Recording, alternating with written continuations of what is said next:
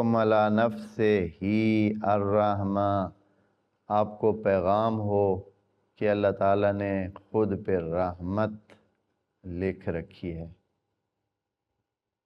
خود کے لیے قانون طے کر دیے۔ کاتبہ کا معنی آپ کو بتایا ہے، اس کا اصل معنی ہوتا ہے کسی چیز کو مستحکم کرنا، پکا کرنا۔ ہاں، تو اللہ تعالیٰ نے ایک پکا قاعدہ بنا رکھا ہے، کیا؟ علی نفس الرحمہ۔ ویسے یہ جو عام طور پر تفسیروں میں یا ترجموں میں یہ معنی لکھا ہوتا ہے کہ اللہ تعالیٰ نے اپنے اوپر کیا ہے جی، لازم قرار دے دیا ہے۔ تقریباً یہاں معنی اس مفسر نے ٹھیک ہی لکھا ہے، ویسے دوسرے لکھتے ہیں کہ واجب قرار دیا ہے، یا کاتبہ کا واجب نہیں ہوتا ہے، اللہ تعالیٰ نے پکا قرار دیا۔